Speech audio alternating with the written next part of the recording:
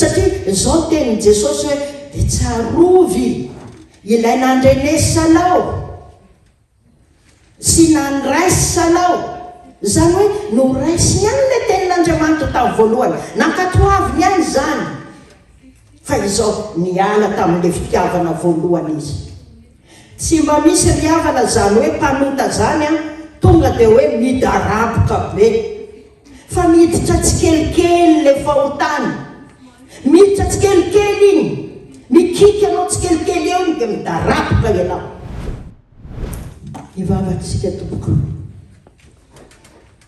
mangororo foko jesosy amin'izany ira-pitiavana izany satria ianao no miantso ianao no miandry anay manambotamby avia naonano teo faty ianao avia midira ao an-tranony raiko modia ripanota ripania modia ary fantatro fa eto ianao fantatro koa fa ianao no tehiteny amin'reto mpanomponao satria tia azy ianao manananao izy ireo ary ny atahorako jesosy sao tsy ho tafitako ny zavatra tianao ambara amin'izy reto ko amin'izao foa avy ianao eloka avy jesosy nitenena ianao tendreo ny lelako ary sokafoko ny fony tsiraray avy mba tsy ho fahazarana fianona ny teninao fa tena ianao no hiteny amin'ny fony ka izay rehetra ny e hibebaka ody ao aminao amin'ny anaranao jesosy amen mbola mahamerina ny fiarabanantsika amin'ny anaran'i jesosy ry havana amin'izao fotoana lehibe zao zay tafika masina ataotsika fileovana mamangy atsika ny tombo tenin'andriamanitra zay hotoriana foy alohan'ny asa sy famparezana dia ao amin'ny apokalipsy toko 7 ny 5 voalohany ka hatramin'ny fahaenina apokalipsy toko 7 ny 5 voalohany ka hatramin'ny fahaenina amin'ny anaran'i jesosy ary sorato ho amin'ny anjely ny fiangonana any sardisy izao no lazain'ilay manana ny fanahy fiton'andriamanitra sy ny kintana fito fantatro ny asanao fa manana anarana ho velona ianao kanjo maty ihany miambena ka aoreny tsara ny zavatra sisa izay saiky maty fa tsy nisy hitako tanteraka ny asanao eo anatrehan'andriamanitro de tsarovy ny amin'nandraisanao sy ny nandrenesanao ary tany mafy ka mibeba koa raha tsy iambina ianao de ho tonga toy ny fiaviany mpangalatra aho ka tsy ho fantatrao zay ora iaviko aminao kanefa misy olona vitsy aty aminao aty sardisy izay tsy nandoto ny fitafiny ary ara-mandeha amiko mitafy lamba fotsy ireo satria mendrika izy izay maharesy de tafy lamba fotsy tahaka ireo koa ary tsy hamono ny anarany eo amin'ny boky ny fiainana tokoa fa anaiky ny anarany eo anatrehany raiko sy eo anatrehany anjeliny izay manatsofina aoka izy iainy zay lazay ny fanahy amin'ny fiangonana amen ray masonao manamasinana amin'ny fahamarinana teninao fahamarinana amen ry fiangonana malala ho aminareo ane ny fahasoavana sy ny fiadanana avy amin'andriamanitra raintsika sy jesosy kristy tompo amen jesosy kristy ry havana no manoratry ary John apôstôly no sekreterany Tomnos Patmos Jesosy Kristy ilay manambara tena fa nolazainy fa izy no ilay manana ny fanahy fiton'Andriamanitra. Ny fanahy fiton'Andriamanitra zay lazainy eto tsy hoe miisa fito ilay fanahy masina, tsia, fa ny isa fito dia milaza fahatanterahana, fahafenona. Ka ilay hoe manana ny fanahy fiton'Andriamanitra dia araka izay nolazaina tao amin'ny Isaia 40 ny 1:2 ka hatramin'ny 2 manao hoe amin'ny anaran'i Jesosy, isy solofo mitsemboka avy amin'ny fototry Jese. Ny fanahin'i Jehova no ao anatiny, dia ilay fanahy ny fahendrena sy faherezana, ilay fanahy ny fahalalana sy ny fahatahorana an'Andriamanitra. Izany fanan'Andriamanitra zany no anatin'i Jesosy. Ary ny fanamarinany ny tenany, fanambarany ny tenany koa eto dia ny hoe manana ny kintana fito izy. Ina no ambara amin'ilay kintana fito? Le kintana fito ry havana dia ny fiangonana fito tany Azia Minoro zay nanoroatany Jesosy. Ka ny tiany lazaina dia hoe ahy ireo fiangonana fito ireo, ahy Sardisy. Ka dia ozarantsika telo fandiniana an'ity soratra masina ity, ty perikôpantsika ty, voalohany dia ny fitiavan'i Jesosy ny fiangonana Sardisy, zay nolazainy hoe ahy Sardisy. Faharoa dia ahoana ny fahitan'i Jesosy ity fiangonana Sardisy ity, ary fahatelo, inona ny torohevitra ataon'i Jesosy ho amin'ity fiangonana Sardisy ity. Ny fitiavan'i Jesosy an'ity fiangonana Sardisy ity, anisany iray nofidiny teo amin'ireo fiangonana fito nanoratany. Fahafantarana ny fifidianana zany ry havana.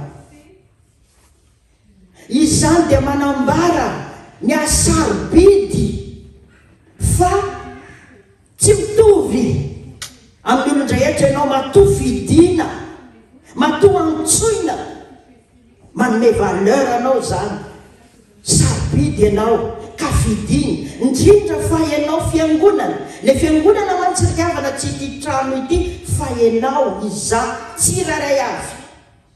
Ary eto izy dia milaza fa ahy Sardisy, azy koa zasy ianao. Ary efa voalazany zany ao amin'ny testamenta taloha Andriamanitra dia efa manambara izany. Hoy izy amin'ny Jakoba, zanaky Jakoba, aza matahotra anao, fa efa niantso ny anaranao ahy ianao. Ary raha miteny ny zanak'Israely isika, dia isika koa ry havana no Israely vaovao, isika koa lay Sardisy izay Israely vaovao. Satria ao amin'ny testamenta taloha dia nofidina ny zanak'Israely fa amin'izao andro iainantsika zao dia isika ny Israely vaovao, satria efa nalatsaky Jesosy ho antsika ny rany ividianany atsika ka olony isika. Ka raha Andriamanitra miteny amin'ny zanak'Israely hoe ahy ianao, dia fantaro fa miteny aminao mipetraka eo amin'ny seza io izy, ahy ianao, ahy ianao. Ary raha teneniny hoe ahy ianao dia tsy foiny ianao, ny antsony ianao malala, malala eo masoko ianao, sady be voninahitra, sady tiako, malala no ataony anaranao, be voninahitra no ataony anaranao, tiana zany no ataony anaranao, tsy foiny ianao. Ary raha mandinika izany dia zao, mbola trao amboka ianao no efa fantany. Zao teny eo amin'ny Isaia 47, ianareo zay nobabena atrao ankibo sy nentina atrao amboka. Ary Davida raha miteny izany koa dia miteny hoe ianao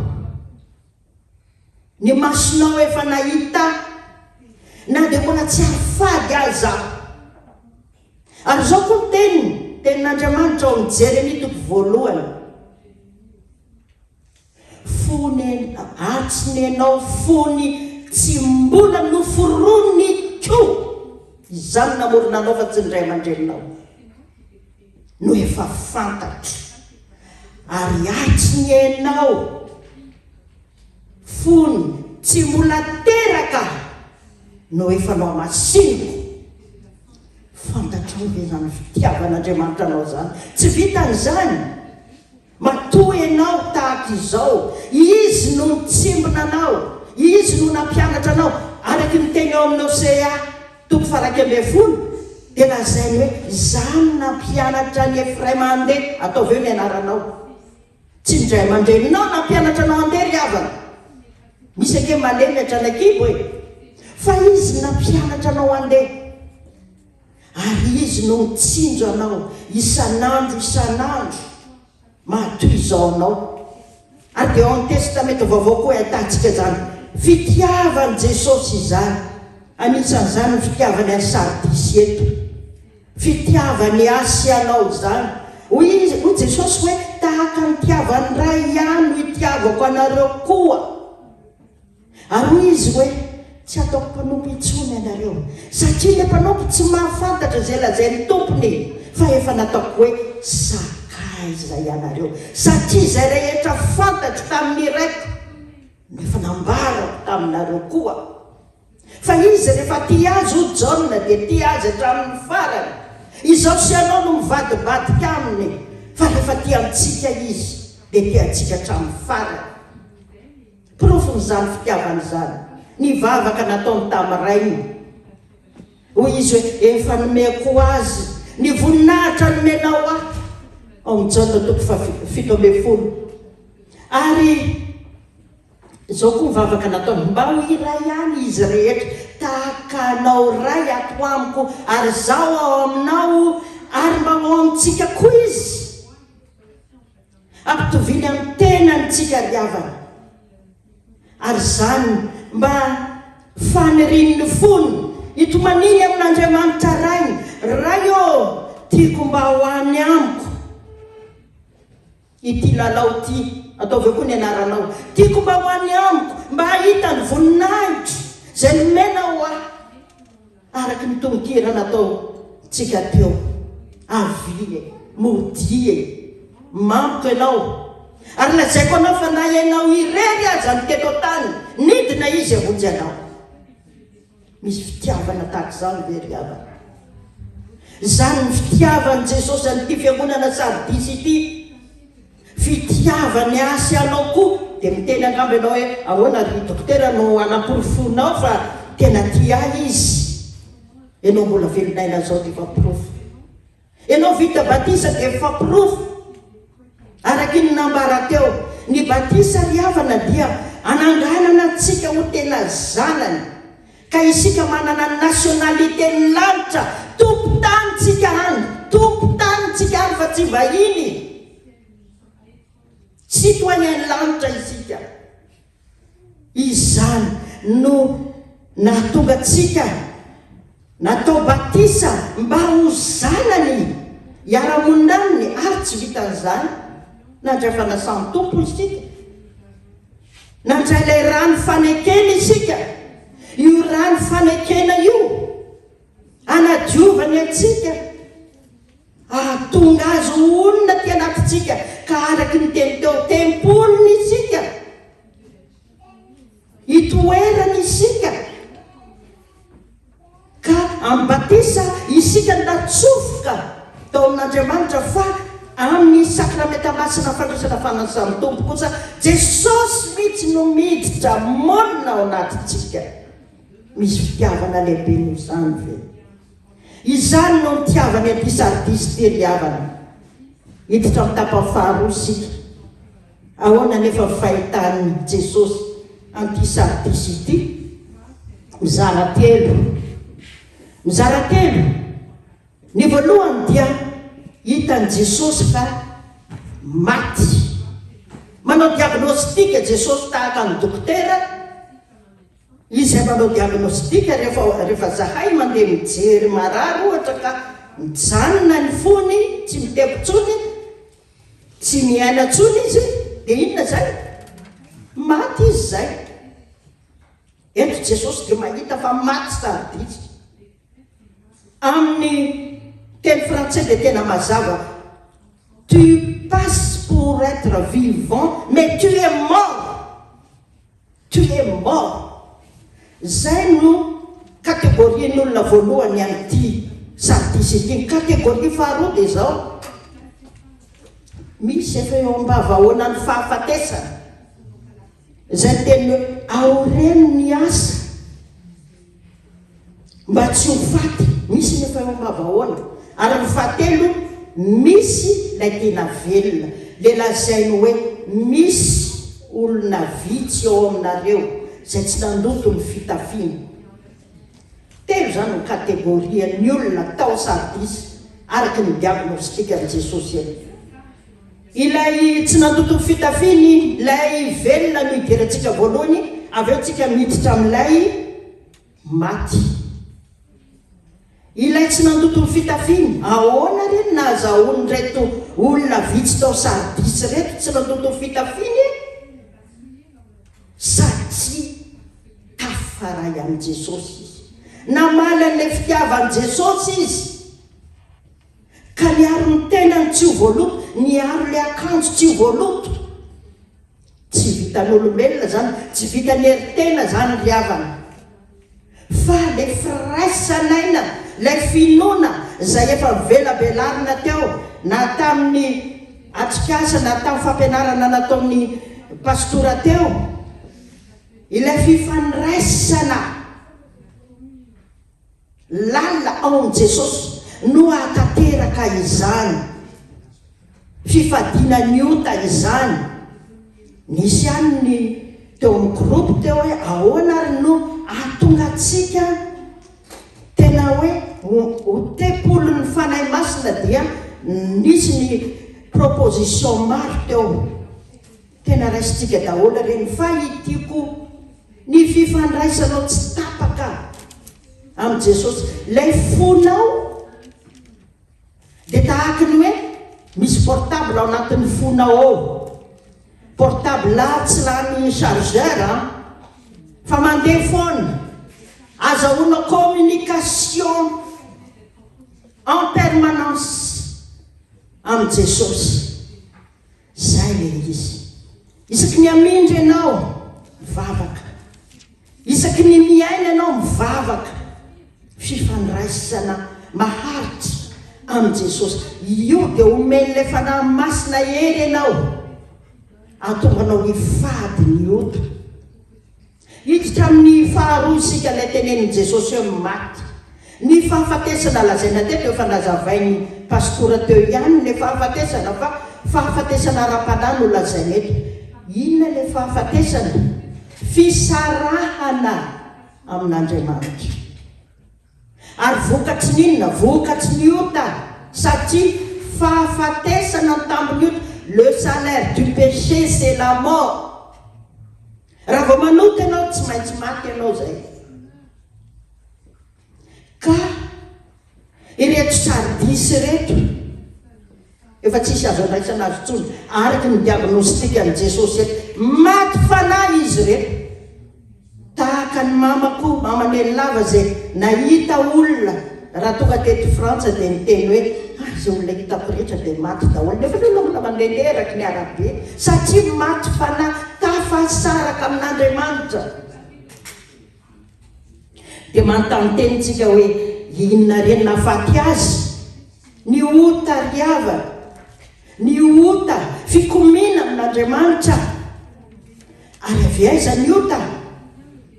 Ny ota dia ilay filany nofo. Zao tenin'ny Paoly mandehana araky ny fanahy dia tsy hatanteraka ny filany nofo ianareo, satria ny nofo manohitra ny fanahy, ary ny fanahy manohitra ny nofo. Misy ady ao, misy ady ao. Ka ny problème dia zao, raha ny asa nofo no vokisanao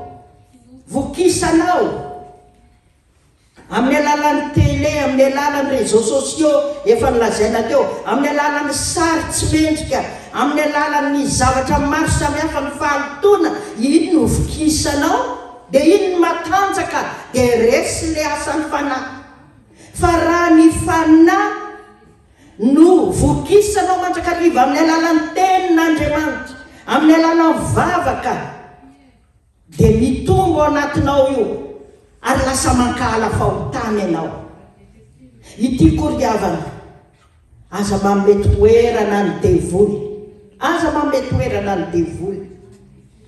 Misy olona miteny hoe hitanareo izy ny bibilava, raha vao tafiditra ny lohany dia tafiditra daholo ny tenany.